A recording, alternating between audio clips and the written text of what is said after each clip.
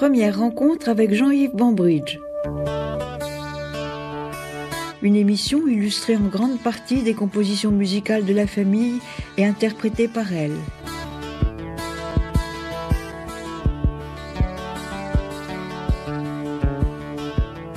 Jean-Yves Bambridge, Yorana. Yorana, merci d'être venu. Et merci de me réserver ce moment de la matinée. Alors Jean-Yves, c'est une terre Bambridge au milieu d'un fief porlier où nous nous trouvons. C'est assez amusant cette enclave. Tout à fait. Je pense que nos parents, nos familles se connaissaient déjà. Ils étaient alliés peut-être aussi. Oui. Il n'en demeure pas moins que les Bambridge sont originaires de Pirey, surtout de Hamouta, chez mon oncle Tony Bambridge, où nous avons également notre cimetière de famille. Vers Hamouta À Hamouta, oui, derrière la mairie de... Où il y avait cette si belle maison qui malheureusement a été détruite. De Tonton Tony, détruite. oui, qui a été détruite elle était trop vieille. Tu avais connu Tony Bambridge ? Oui, je l'ai connu, mais j'étais tout jeune parce qu'il est décédé en 64.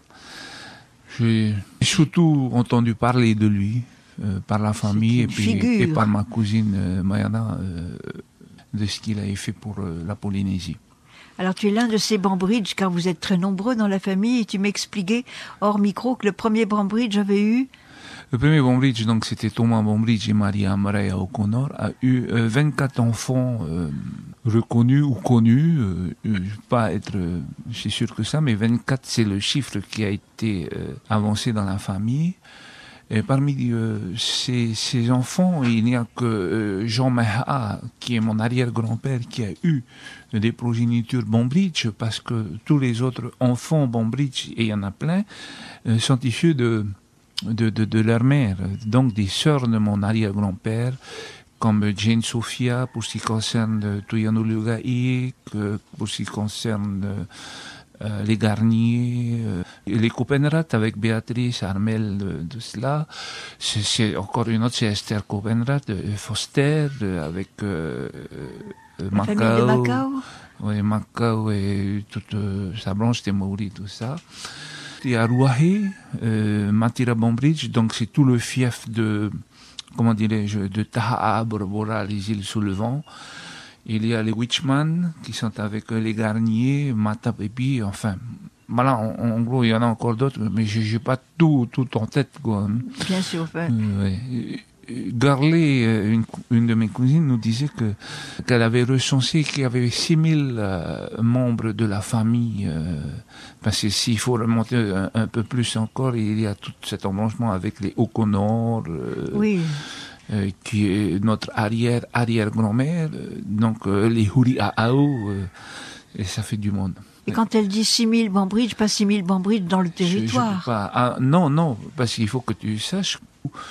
il y a tout un village de Rarotonga qui est issu que de la famille Witchman, donc de la famille descendants des Bambridge. Descendants des Bambridge. Et ils sont à peu près 600. Lorsque nous étions allés en 2008 à l'Assemblée Générale de la famille là-bas, ils étaient recensés, ils étaient 600. Parce qu'il y a aussi cette branche qui est sur la Nouvelle-Zélande. Vous êtes vraiment une famille du Pacifique. C'est une famille du Pacifique. Chez les Foster, c'est Honolulu, San Francisco et Utah, parce que beaucoup de chez Foster, enfin, et d'autres aussi, sont ils ont embrassé la religion mormone. Donc beaucoup sont à Utah également. Et tu avais conscience, petit, de porter un nom, le nom d'un notable ? Pas du tout, parce que ce que je me rappelle, c'est que mes parents, ma famille, donc nos aînés, eux étaient très branchés famille, se rassemblaient le week-end, tout cela. Et je crois qu'arrivé à notre génération, il n'y avait plus ces rassemblements familiaux. Nous restions seuls. Ma mère est une Tahitienne qui ne parle pas français. C'est une fille fatale. Et disons que elle était toujours complexée par rapport à la famille maternelle de mon père, qui est la famille Graff. Donc, chez les Graff, ce sont les Graff, les Budon, Penaud et autres. Et chez les Bambridge, qu'on voyait pas souvent, je rencontrais surtout mon oncle Rudy, parce qu'il était très lié avec mon père, et la famille de Toto Oscar Harir Arwa. Joanne Sanfort et tout. C'était ces deux familles surtout que vous fréquentiez. En dehors des frères et sœurs de mon père. Alors, tu m'as dit que tu avais perdu ton père. Ton père était mort très jeune. J'ai perdu très jeune mon père, j'avais 11 ans. Il était malade. Mais avant cela, il était, comment dirais-je, travaillait surtout sur des bateaux administratifs. Peut-être au départ, c'était des bateaux, il était ancien militaire, ancien marin, il a fait l'Indochine, il a eu la croix de guerre et compagnie. Et ensuite, il s'est mis sur les bateaux, disons, administratifs ou les goélettes du genre, à l'époque, du Chengho, du Benicia, tous ces bateaux-là, pour terminer sur un bateau administratif qui était le Poryon'u, qui était un LCT, c'est-à-dire à fond plat, avec une benne à l'avant. Et ce bateau était tellement rouillé qu'un jour, entre Huahine et Moorea, le bateau a coulé. Et le Poryon'u donc a coulé par 3000 mètres de fond. Voilà. Il y avait des gens à bord, il y avait des marins. Il y avait surtout ceux qui travaillaient dessus. Hein, les marins, l'équipage. Les marins, l'équipage. Il y avait surtout l'équipage. Et ce qui nous avait été raconté, c'est que mon père a été un des derniers à quitter le bateau. Il faut se rappeler qu'à l'époque, c'était ces bateaux-là, la chaloupe, tout ça. C'était Olivier Serran, jérusalémique, qui était c'est un sacré capitaine. Je l'ai bien connu et je l'appréciais beaucoup. Et c'était Olivier qui était le capitaine. Donc ils ont monté, donc c'était le dernier. Et en plongeant, mon père s'est cogné le pied gauche, je sais pas où. C'est ce que j'entendais parce que j'étais encore tout jeune. Hein, c'est ce que j'entendais lorsqu'il racontait à leur arrivée avec la Benicia, parce que c'est la Benicia qui est allée les récupérer au large, entre Huahine et Moorea. Ce que j'avais retenu, parce que quand on est enfant, on aime les histoires à sensation, il disait, bien souvent, quand il racontait qu'il y avait un grand requin qui les suivait. Un grand requin, un prata comme requin. Hein. Et il disait que si jamais avec quoi que ce soit, il y avait son frère qui était avec lui, Ronnie, qui était aussi graisseur sur le bateau. Et il disait qu'il allait prendre son frère et ils allaient monter sur ce requin. Alors évidemment, pour nous, ça faisait sensation. Mais de l'histoire qu'on connaissait, c'est que, étant donné que nous sommes issus d'une famille Pomutu, de Ana, et Ana, ce sont les Prata, les requins Prata, et nos ancêtres, nos Taura, comme on dit ici, c'était Matirohe. Donc, fameux Taura qui défendait la famille, quoi. Hein. Mais enfin, ceci étant, je ne sais pas si je sauterais sur le dos d'un requin, même s'il est de la famille. Non, mais pour un petit garçon, cette histoire était magique. Ah oui, c'était super. Vous avez vu, mon papa, il a un requin. Un requin protecteur. Voilà. Et donc, à leur retour, je crois qu'un an après, il a été envoyé en métropole, à Rouen, pour préparer le Meherio 1. Il s'appelait le Meherio 1 parce qu'il a été débaptisé ensuite. Et voilà, ces deux Rouen, donc ils ont mis, je sais pas, 3 ou 4 mois, je crois, de voyage. Je sais qu'ils ont fait escale en Nouvelle-Zélande. Et je me rappelle parce que mon père étant goûteux, donc il avait acheté plein de mottes de beurre sans sel. Et donc quand il est arrivé à Tahiti, on a eu droit au beurre sans sel pendant des mois jusqu'à épuisement du stock. C'était une nouveauté, le beurre sans sel? C'est fade. Hein. En tout cas, c'est dans tes souvenirs. Oui, c'était dans mes souvenirs. Hein. Donc tu as vécu dans l'atmosphère bateau et voyage? Beaucoup, j'ai beaucoup voyagé étant petit. Disons, les plus mauvais souvenirs, c'est que je passais mon temps à dégueuler étant enfant, mais sinon, c'était ces atolls à perte de vue, le soleil qui tapait sur la plage blanche, et puis à ne plus en finir quand on voyait on s'approchait d'un atoll.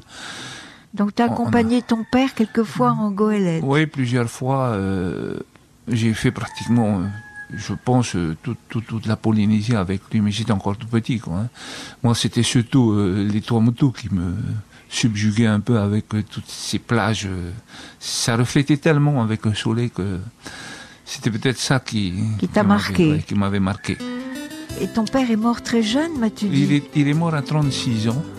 Ma mère donc est devenue veuve à 32 ans et elle ne s'est plus jamais remariée jusqu'à son décès. Vous voilà Jean-Yves Bambry, orphelin de père. C'est donc votre mère qui toute seule vous a élevé?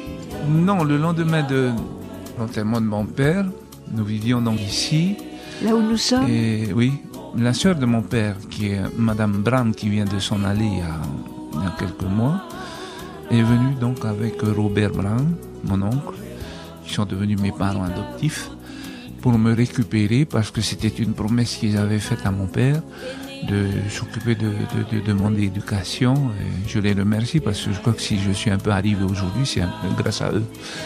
Et voilà, donc on est reparti chez Manuho et à Papeete pour rester quelques mois. Et ensuite, nous sommes partis sur Uturoa, continuer à vivre là-bas. D'ailleurs, il vient de décéder là-bas à Uturoa. Oui, Robert vient de se décéder. Ouais. Donc, passe ta petite enfance finalement à Uturoa. Uturoa aussi, oui.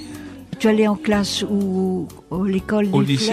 Frères J'étais à l'école des Frères ici, ensuite au lycée d'Uturoa. C'était en 66, 66, 67, 68, et en 69, je suis revenu sur Tahiti, à l'école des Frères, au collège Lamné, parce que chez les Bambry, c'est bizarre, nous sommes protestants de religion, mais nous allons à l'école catholique. C'est comme ça. Donc, j'étais à l'école catholique chez les Frères, et j'ai donc très très bien connu le frère Maxime, que je salue. Défenseur de l'environnement acharné. Je l'apprécie beaucoup, même quand il était au sport. Chez cet homme, c'est son pragmatisme et c'est sa façon de réfléchir qui est vraiment bien. Et quel souvenir tu as gardé de Uturoa, de Raiatea? C'est le Uturoa d'antan. Parce que maintenant tout a changé. Lorsqu'on va là, cette année, on est allé un peu plus souvent du fait que nos deux parents sont soit décédés. Nous sommes venus soutenir un peu ma sœur aussi là-bas à Uturoa. Tout a changé. Pourtant, c'est pas si vieux, tu pas... C'est il y a quand même 40 ans. C'était dans les années 60. J'ai connu Uturoa surtout dans les années 60 quand j'étais jeune. Avec son marché, les pirogues à voile encore. Les pirogues à voile, les titiraina. Ah oui, courses de pirogues, je me rappelais à l'époque, quand c'était le Tioré, on restait à Uturoa. Et on faisait des courses. Alors j'étais pas encore sportif comme je l'étais ici à Tahiti. Mais ça nous intéressait parce que il y avait des 100 mètres, des 200 mètres, 400 mètres, je sais plus trop quoi encore. Et les premières places étaient primées. Alors même avec 1000 francs qu'on gagnait, c'était sensationnel. Super heureux, c'était sensationnel, effectivement, parce que ça tombait dans l'escarcelle, on n'avait pas besoin de demander encore aux parents, quoi. Hein. Et voilà. Titiraina, c'était des courses traditionnelles. C'est des courses de petites pirogues à voile, miniatures, oui. Oui. Et c'est que surtout, vous fabriquiez vous-même? Oui, on fabriquait nous-mêmes. C'est à l'époque où on nous envoyait à Taha, chez nous, à Ripu. Et donc, avec les enfants de gardiens, avec les enfants du village, on apprenait à faire ces bateaux-là. C'était très intéressant, c'était instructif aussi. Ces bateaux en quoi? En purao? En purao. Tout était en purao, et puis, la voile, c'était des feuilles de purao aussi, parce qu'on pouvait pas avoir systématiquement de l'étoffe, quoi. Hein. Donc, une enfance heureuse à Raiatea et Taha. C'est inoubliable. Parfumé à la vanille. J'aurais souhaité. Oui, j'ai appris aussi à l'époque à marier la vanille parce que nous avions une vannière dans notre vallée à Houé. Bon, c'était quand on était jeune. Maintenant, je ne sais plus marier la vanille. On préfère l'acheter. Hein. Et tu as quitté Raiatea à regret ou? Non, pas systématiquement parce qu'on était encore jeunes. Et bon, malgré le fait qu'on vienne de Tahiti, on est allé habiter avant, on était quand même heureux de revenir sur Tahiti parce qu'on savait que pendant les vacances, on reviendrait sur Uturoa. C'était pas une coupure définitive. Oui. Hein. Et c'est ce que nous avons fait jusqu'à maintenant. Mais à l'époque, on avait connu aussi le Bermuda. L'hydravion. L'hydravion, c'était super. Et quand est-ce que tu es devenu un peu sportif, où tu as commencé à... C'était au collège Lamné, avec le frère Maxime. À l'époque, nous pratiquions encore plusieurs sports. On n'était pas censé faire que du football ou que du basket. Mais il y avait des saisons en cours d'année. Et le frère Dominique, comme le frère Maxime, tout ça, nous décidé qu'on passe à la saison athlétisme. Alors tout le monde y va à l'athlétisme. Alors, on avait des entraînements. C'était au second plateau, je crois, du collège Lamennais, qui n'était pas aussi bien taillé que maintenant. Hein. On s'entraînait là-bas. Bon, tout dépend des épreuves que tu voulais faire. Et ensuite, il y avait aussi le football, la saison du football. Et il y avait la saison du basketball et ainsi de suite. Enfin, les sports qu'il y avait traditionnels ici. En Polynésie, il n'y avait pas encore de hobby et compagnie. Hein. La natation, c'était traverser la rade de Papeete vers la cale de Halage, du Pitaté jusqu'à la cale de Halage. Voilà. Le port était propre à l'époque. Oui, il était beau tout cela. Alors, des fois, je me demande toujours comment on n'a pas eu de crampes. On n'a jamais eu d'accident, quoi. Hein. Donc tu étais pluridisciplinaire. Il fallait bien, il fallait suivre. Tous les copains allaient au sport. On allait faire ça aussi. Et puis, j'étais pensionnaire. Pensionnaire, pourquoi? Parce que tu n'habitais pas si loin que ça. Non, c'était plus commode.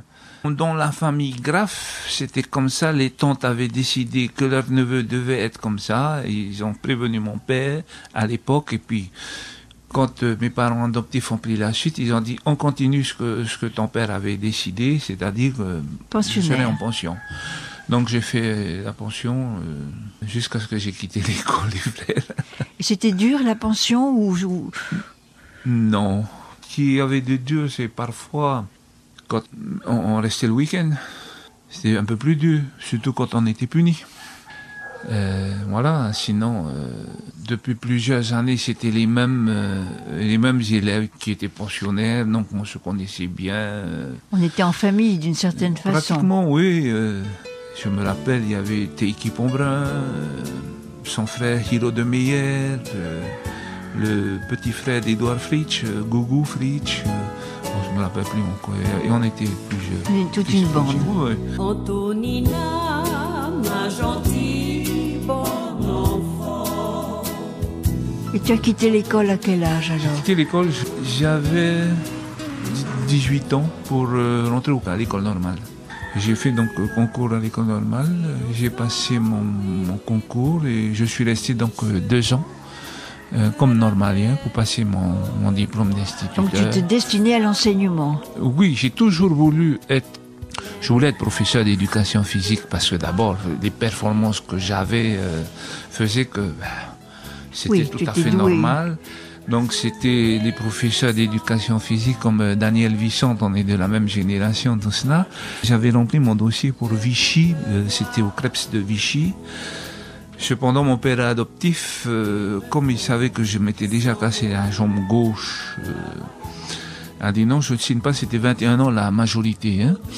Je ne signe pas, tu n'iras pas là-bas si jamais tu as un accident, enfin. Et il a donné des excuses, des raisons qui font que je ne partirai pas, quoi. Hein. Tu étais déjà champion? Oui. Alors raconte ça, revenons un peu en arrière. Oh. C'est dans les années 70, 71 surtout. 70, on courait à Tiperui, au stade de Tiperui. À l'époque, c'était le stade Tiperui. Après, c'est devenu le stade William Bridge. Je courais, je faisais du 100 mètres. Et j'avais une admiration d'un certain Jean Bourne, qu'on appelait Karl. Et je ne savais pas que c'était un cousin à moi. Il a fait 10 secondes 3. Aujourd'hui, c'est toujours le record de Polynésie du 100 mètres. C'est-à-dire, il a réalisé en 63. Le record du 100 mètres existe toujours, sans record. Hein.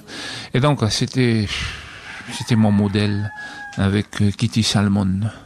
Ce Kitty était très très bon coureur aussi, et surtout au haie et en hauteur. Et donc, j'avais essayé le 100 mètres, mais il y avait du monde. Aunois, Charles Huck, Jean-Luc Harey, enfin il y avait du monde. C'était impossible de trouver sa sélection. Et le frère Maxime me dit, écoute, c'est le 110 mètres et j'ai dit, je vais essayer, sans aucune conviction. Et voilà que c'est après les Jeux du Pacifique de 71, hein, parce qu'en 71, je n'ai pas été sélectionné, j'étais trop jeune encore. Et puis, il y avait du monde à la porte. Hein. J'essaie le 110 mètres et je gagne contre le champion de cette année-là, au 110 mètres. Et j'ai dit, tiens, comment ça se fait? Comment on dit en Tahitien, un saka, hein? Un coup de chance, hein? Un coup de peau. Et la fois d'après, je confirme ma performance qui a fait que je vais m'enfoncer dedans. C'est dans le 110 mètres et que je vais me spécialiser. Je me suis donc spécialisé sur le 110 mètres et j'ai été à faire jusqu'à 14 secondes 9, qui était pratiquement le record de Polynésie. Le record était détenu par un certain Charles Tetaria qui était champion d'Europe en junior en 14 secondes 5. Et devant moi, il y avait Kitty Salmon, 14 secondes 9 aussi. Et puis moi, voilà, j'étais la troisième performance. Je suis toujours, je crois, la troisième meilleure performance de tous les temps au 110 mètres et. Voilà, c'est comme ça que. Et ensuite, je m'étais aperçu que il n'y avait pas assez d'entraîneurs. Moi-même, il fallait que je demande les services du conseiller technique qui était Ernest Gavietto, mais Ernest, à l'époque, était très très pris par la préparation de Daniel Guionnet, qui se préparait pour les Jeux olympiques et les championnats de France du saut en hauteur, qui a fait que j'avais des bribes d'informations et puis avec cela, j'ai donc décidé de passer mes diplômes d'entraîneur. J'ai suivi les stages, j'ai passé le premier degré, je me suis spécialisé au second degré sur le sprint, les haies et les sauts. Donc de là, depuis les années 78-79, j'ai commencé à entraîner le sprint et c'est à partir de là qu'on a commencé à avoir de bons résultats en dehors de Jean Bourne, mais on a commencé à avoir de très très bons résultats au 100 mètres. Patrice Manuel a même eu 2 ans après la médaille d'or au premier mini-jeu de Honiara aux îles de Salomon. Et ainsi de suite. Et ces stages, tu avais pu les faire ici? Je les ai faits ici, oui. Alors pour en revenir donc sur ma préparation, je devais aussi, à cette époque-là, c'était en 75, Ernesto Gavietto voulait m'inscrire au bataillon de Joinville. Pour une formation. Pour ma formation costaud. Beaucoup plus poussée. Mais c'est cette année-là, en 75, que je me suis marié avec ma femme actuelle, Bernadette, que je salue. Elle est actuellement à mourir. Voilà, bataillon Joinville est tombé à l'eau. J'ai dû aller voir mon oncle Rudy parce qu'à l'époque, c'était pas facile pour les mutations et compagnie, étant donné que j'étais fonctionnaire. Il a obtenu que je reste en tant que VAT ici en Polynésie, mais il y avait une condition, je ne devais pas enseigner à Tahiti, sur l'île de Tahiti. Donc nous sommes allés à Moorea et ma fille aînée donc a grandi ces 2 premières années à Moorea. Et pourquoi cette interdiction de... C'est comme ça, ce sont des textes qui prévoyaient qu'il fallait pas... je ne sais pas si ça existe toujours cela. Mais à l'époque, on n'avait pas le droit de rester sur notre île. Enfin, ici, en l'occurrence, c'est Tahiti, quoi. Donc, fort de ton expérience personnelle, à savoir que tu n'avais pas eu beaucoup d'entraîneurs, tu es décidé à devenir entraîneur toi-même. J'ai donc entraîné, j'ai entraîné, disons bien pendant 15 ans. Parce que les 5 dernières années ont été beaucoup plus laborieuses du fait que je prenais de plus en plus la direction du sport polynésien car Napo était plus ou moins malade. Et lorsque Napo est parti, je l'ai succédé. C'est toi qui as pris la suite. Ouais.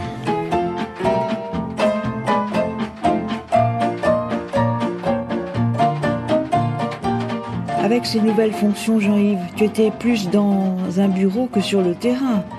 On n'a pas beaucoup de temps à être sur le terrain.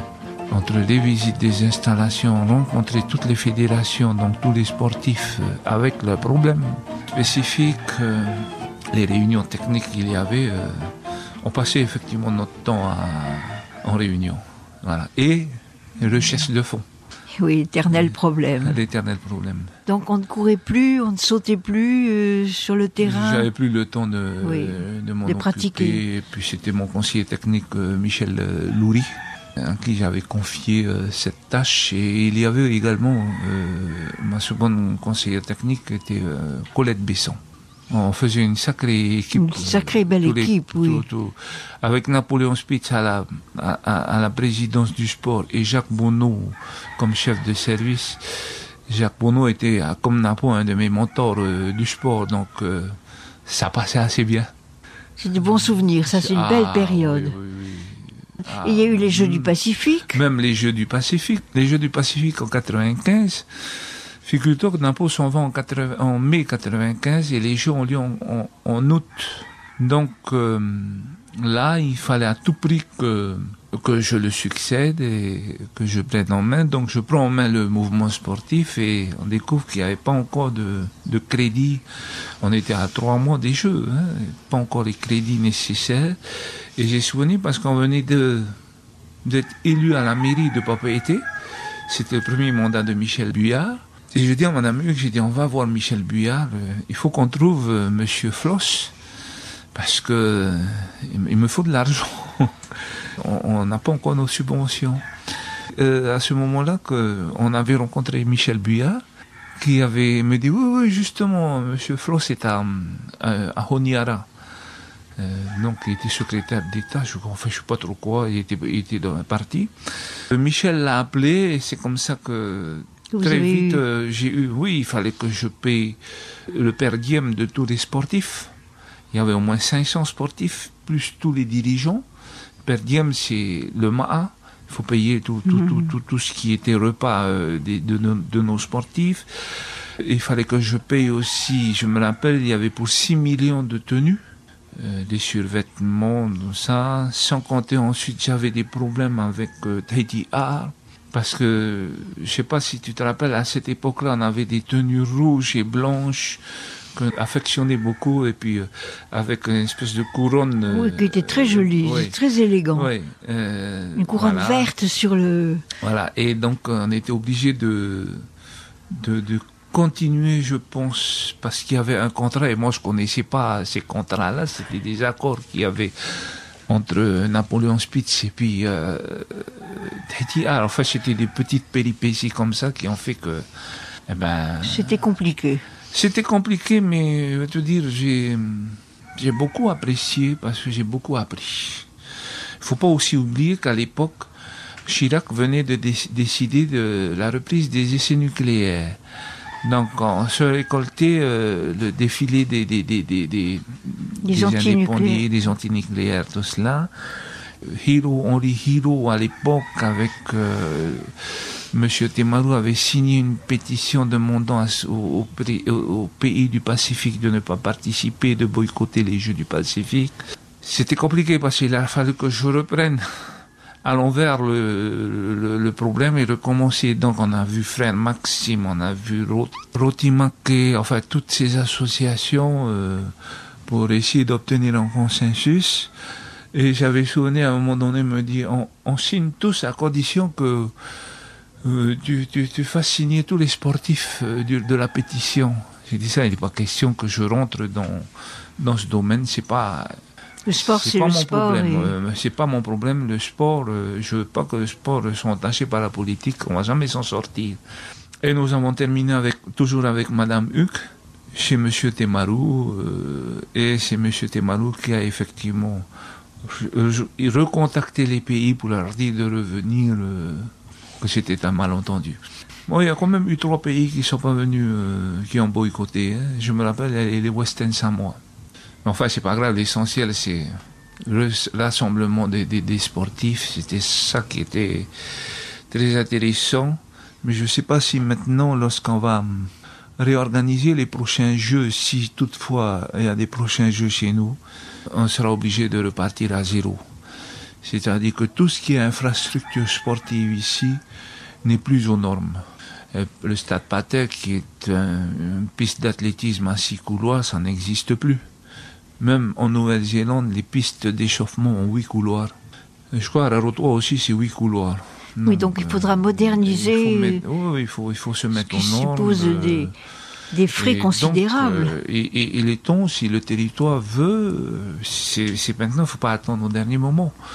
Parce qu'il n'y a pas que l'athlétisme, hein. Il y a les autres sports aussi, et puis maintenant, il faut utiliser les moyens modernes qui sont la sonorisation des salles, qui, je pense, serait bon, comme ça, la musique et la danse pourraient bénéficier de ces salles-là aussi, hein. Parce que je vous dis pas oui, comment, cette mise aux normes pourrait bénéficier totalement. À d'autres Oui, à d'autres corporations. D'autres corporations, mais ce sont aussi des corporations polynésiennes, quoi. Donc, tant mieux. Moi, j'avais préconisé que lorsqu'on fait maintenant un terrain de volleyball et de basketball, il faut faire un souterrain aussi qui va servir de parking dans la journée, le soir, pour répétition pour les groupes de danse. Les pauvres groupes, à chaque fois, ils ont toujours des problèmes maintenant de plaintes et Oui. C'est malheureux, quoi. De nuisances sonores dont ils sont accusés, alors que c'est quand même quelques mois par an. C'est rien du tout. Puis c'est beau, c'est de la musique locale, c'est quand même. Ça adoucit les mœurs. Exact. Je sais pas comment les gens trouvent ça, mais enfin c'est dommage. Donc ça a été une période pleine d'activités, forte, que remplie. j'ai beaucoup apprécié. J'ai continué, mais ensuite, j'ai eu des problèmes. Mes adversaires sportifs voulaient ma place. C'est normal. Napo a régné pendant des années, hein, en chef absolu. Et puis là, il y a un jeune qui arrive. On voyait ça d'un mauvais œil aussi. Hein. Il y avait des gens qui étaient beaucoup plus âgés que moi. Hein, et qui voulaient la place. Ouais. Donc les difficultés sont venues de là. Voilà. Des lettres anonymes. Et pourtant, j'étais passé haut la main à l'élection. Ensuite, on a envoyé des lettres anonymes au procureur disant que j'aurais détourné des fonds. Enfin, ça fait mal quand même. C'est une page difficile à tourner quand même. Oui, j'ai eu du mal et c'est la raison pour laquelle j'ai quitté le sport. Complètement. J'ai totalement quitté le sport. C'est Reynald Temari et Tauhiti Nena qui, à chaque fois, ont pensé à moi et m'ont invité en tant qu'ancien président, parce que j'ai été aussi président des Jeux en 95, des Jeux du Pacifique. Donc on pense à chaque jeu et mini-jeu à m'inviter, voilà. Ce n'est qu'un juste retour de reconnaissance. J'espère. Mais enfin, ça a dû être une page difficile à tourner. Oui, parce que ce qui est difficile, d'accepter, c'est que quand tu sais que tu n'as jamais pris un franc, retirer un franc, et puis une gestion comptable, c'est pas si évident que ça. Moi, je suis pas très copain avec les chiffres. Donc, ça m'ennuie beaucoup. Au sport, au COPF, c'était Madame Huck, la comptable. Je me fiais totalement à elle. Et elle a écrit au procureur, elle a écrit au juge en disant qu'il n'y a jamais eu de détournement. Elle a montré la comptabilité, mais c'est tout un métier, c'est toute une... Oui, maintenant c'est pire, hein.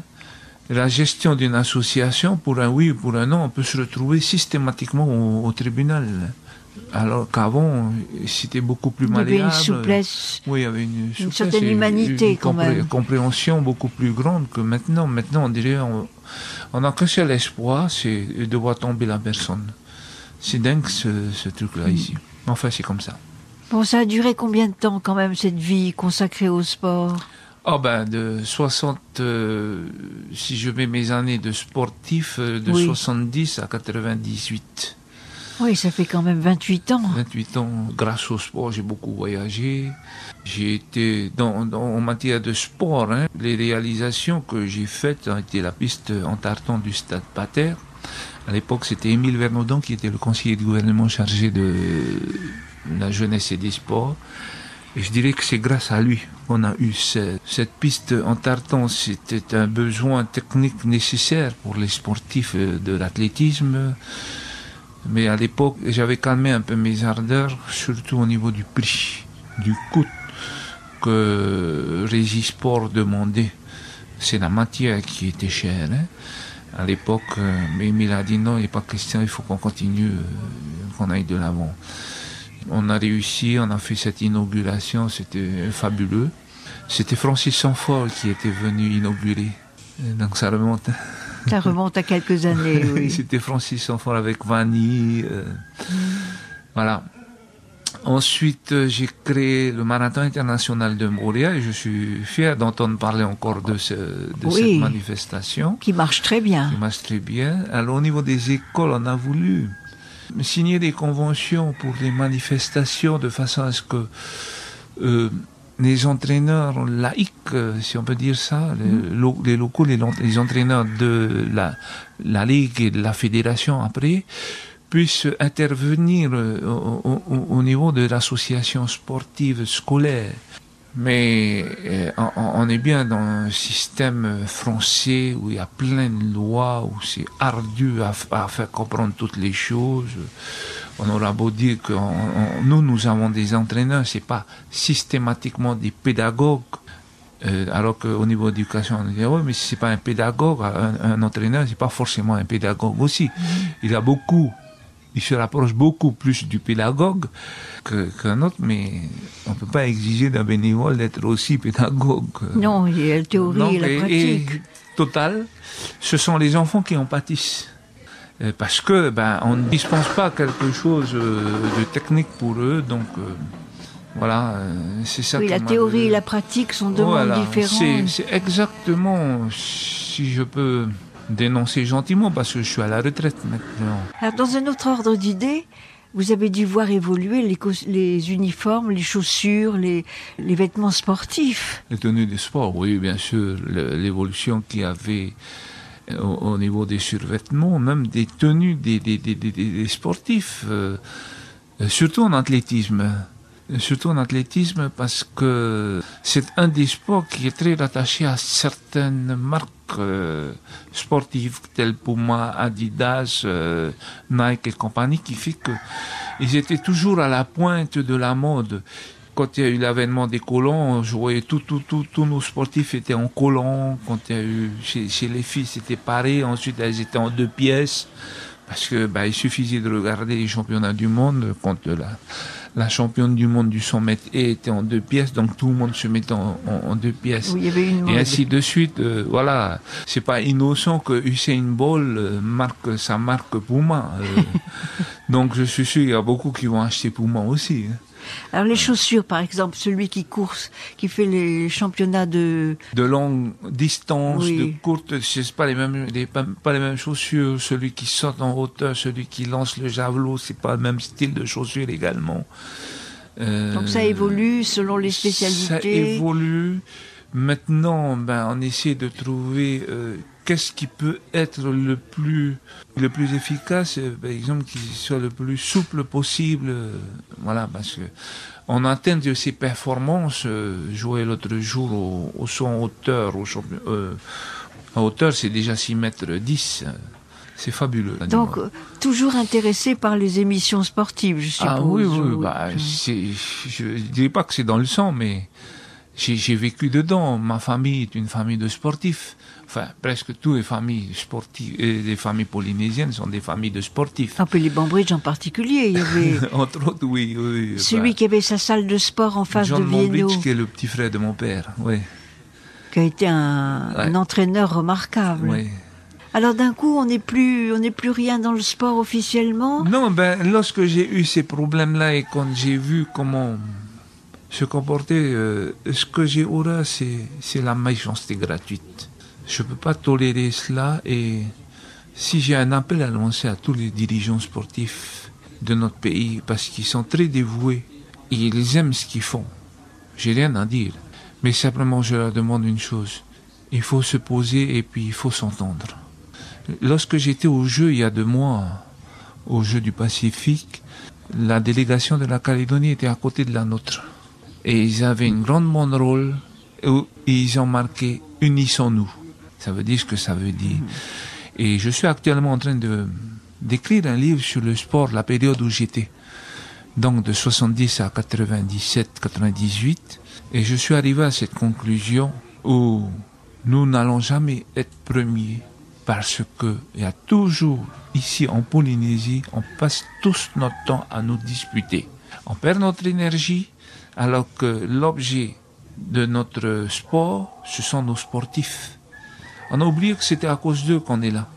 Non, mais simplement, c'est des fois la touche d'un tel ne me revient pas, on va se disputer avec, ou la personne a dit ceci.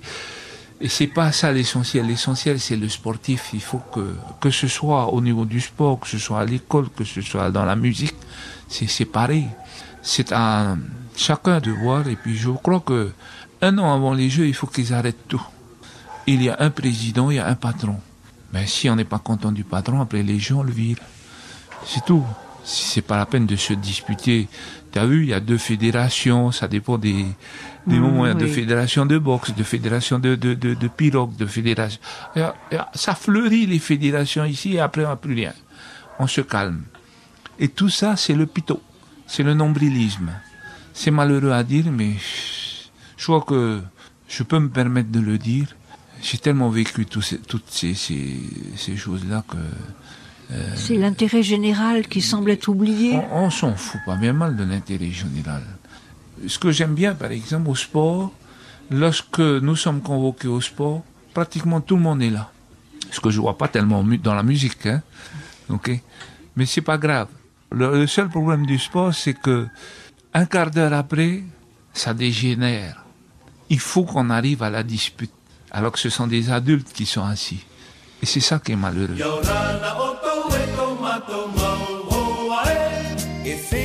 La musique, Jean-Yves, a été aussi un hobby pour toi. Et pour les Jeux du Pacifique, il a fallu composer un hymne. Il y a une composition par Yves Roche et Morito. Matoteye. C'est Morito qui chante. C'est le seul morceau. Dans les années 70, avec Napo, on a essayé d'apprendre des chansons patriotiques de chez nous, des belles chansons. Mais on n'a jamais réussi à apprendre, tellement les voix sont difficiles. Et puis, bon, on a ce complexe, on est sportif, on n'est pas chanteur. Oui. Ouais, donc, on se casse pas la tête si on chante bien ou pas bien, tu vois. Mais là, petit à petit, je vois que malgré tout, nos sportifs entendent quand même leur hymne. Il est beau. Au moins, ne serait-ce que cela, oui, il est beau.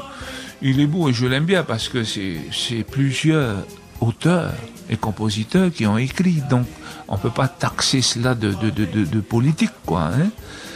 Jean-Yves, quand est-ce que vous êtes venu à vous occuper de la musique? Il faut savoir que dans les années 80 à 91, j'étais au gouvernement, dans différents postes, conseiller, chef de cabinet, directeur ou chef de service.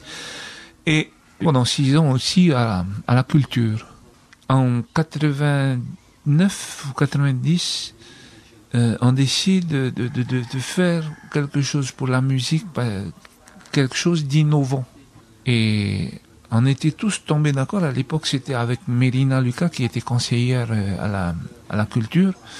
Mérina Lucas, il y avait Francis Stein et Georges Kelly. Donc, nous avions donc décidé de mettre en place le fameux Hymne Patitifa, la chanson du Pacifique, qui était en fait l'Eurovision, à la grande différence que l'Eurovision est soutenue financièrement par les chaînes de télévision de chaque pays, et qu'ici, il fallait qu'on se débrouille.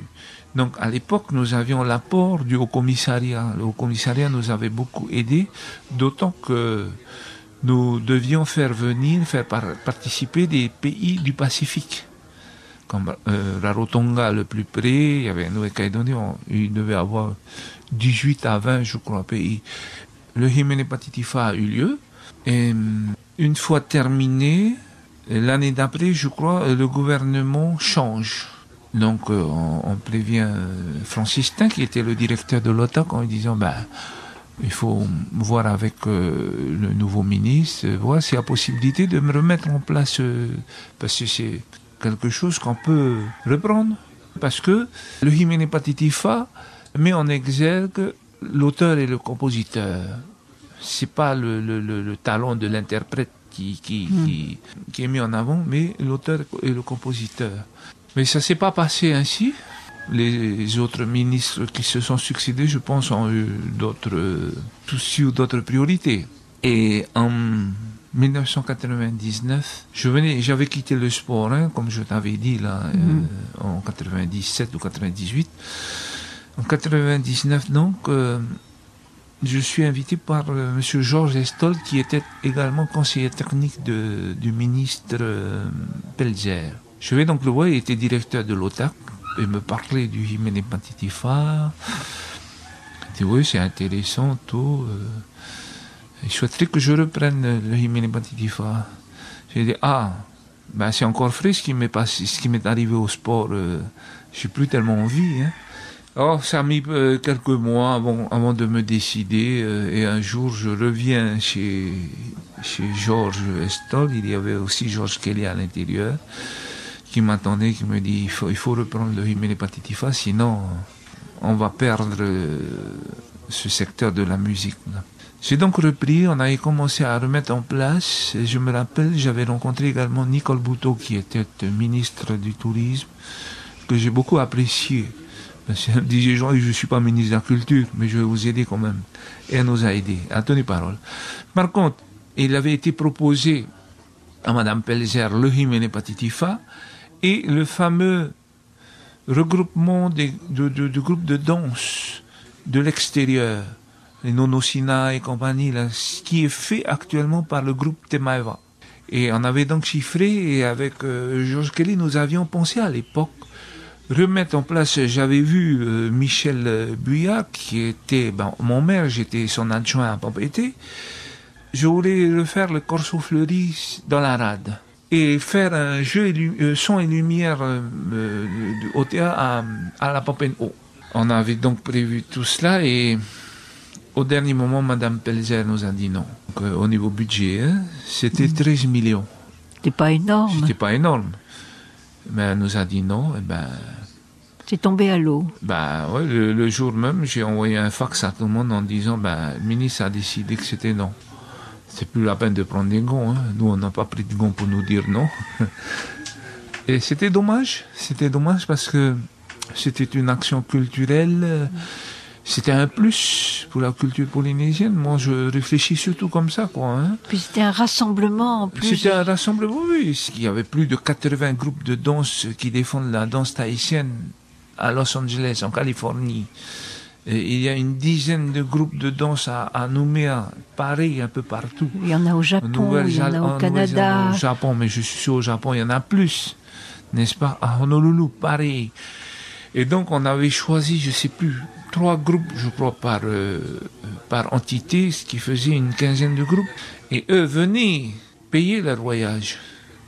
La seule chose que j'avais demandé à un ministre, c'était qu'on prenne en charge au moins l'hébergement ou le mât. Donnant. On ne peut pas tout aussi réclamer comme ça, parce qu'ils viennent pour les beaux yeux de notre Fénois. Et puis, ce qu'on voulait, c'est que tous les 2 ans, ce soit perpétré en un classique, quoi.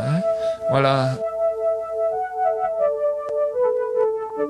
Nous reviendrons sur tous ces sujets, Jean-Yves, si tu le veux bien. Merci en tout cas de nous avoir accueillis chez toi, et merci à Fabrice Lebré et à Nayata Amino de m'avoir aidé à réaliser cette émission.